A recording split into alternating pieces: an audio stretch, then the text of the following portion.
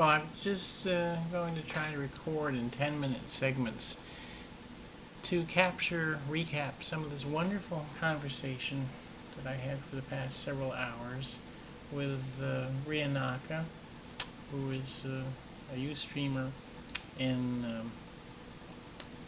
Hawaii. And I regret that I couldn't record the whole thing, but I worry that I would interrupt the flow of a conversation. They touched upon some interesting questions, namely, initially they spoke about the Japanese military and the Constitution, and their notion that perhaps the Japanese military isn't really a military, and perhaps the Constitution is makes things slow or sluggish. I've set my alarm for 10 minutes, so perhaps I can upload these recordings to Ustream, which has a 10-minute limit. So what I pointed out was that, to my knowledge, Germany, after World War II, was not allowed to have a military in the sense that we think of it, because, as I pointed out, and I'm sure Japan was also very much limited after World War II as to what sort of standing military it could have.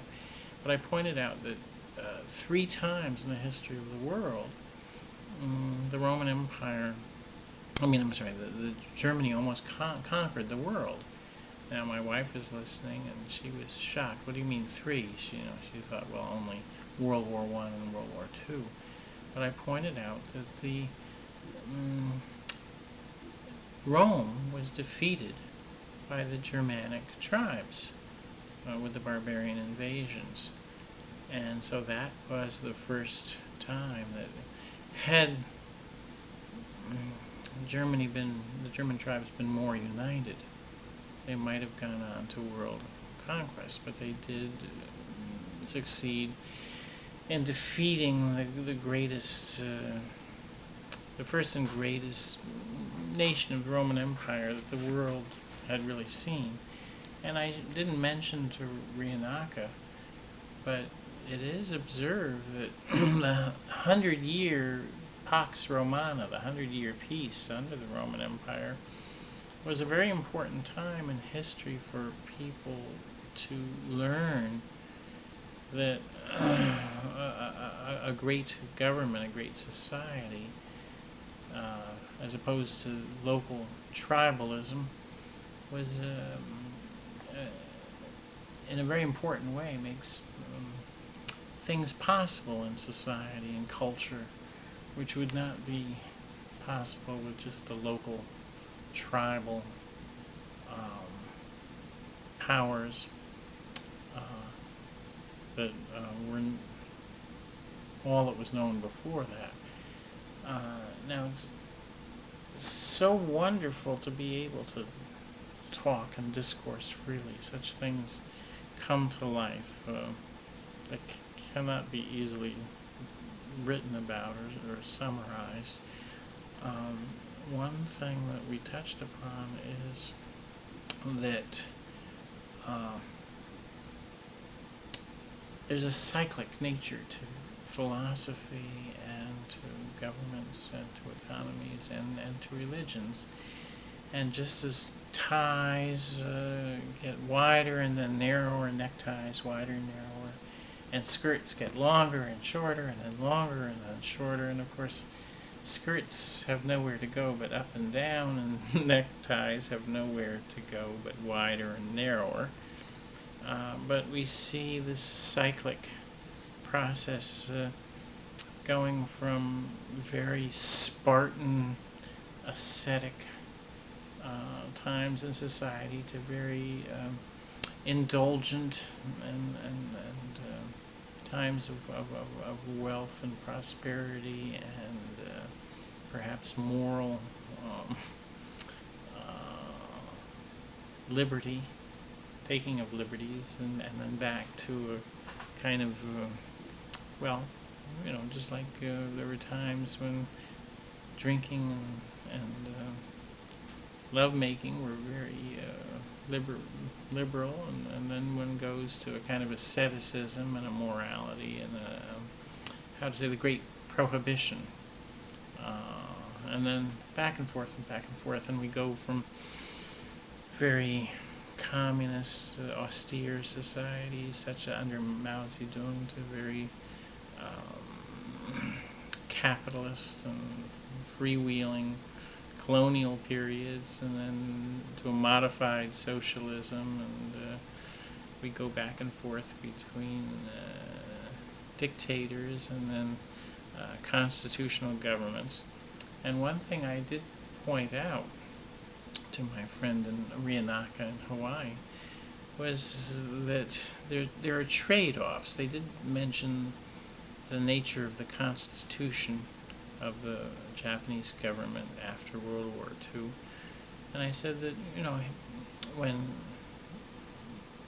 Franklin Delano Roosevelt took office, and there was the great economic crisis of the Depression, and at that time, in the 1930s, Mussolini was a very popular and admired person around the world for the ways that they felt he had benefited Italy. And there were many people who encouraged Roosevelt to seize power, to seize autocratic power, as a way to address the dreadful problems of the Depression, the economic collapse. And they felt that perhaps the Republican legislature and constitutional form of government was just too sluggish to deal effectively and quickly with problems. And this is always the trade-off that one has. The balance of powers and the vetoes and the legislative process make it difficult for someone to usurp, I won't say the name Bush, but it makes it difficult for someone to usurp autocratic powers.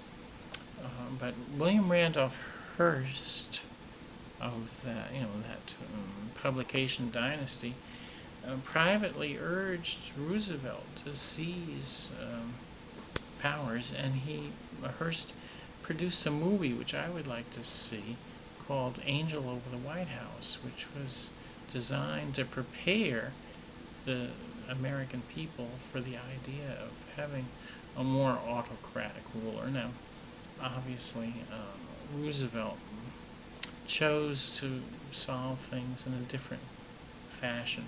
Now, when my alarm goes off, it'll mean that I've hit the 8 or 10 minute limit, and I'll have to stop recording to upload this as a part 1.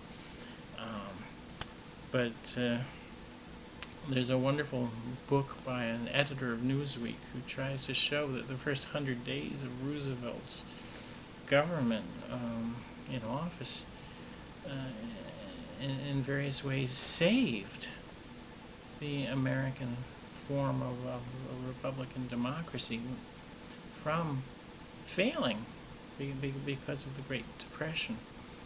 But in the 1960s, there were various organizations that went about the world to different governments to try and implement more ecological practices. Time to stop recording.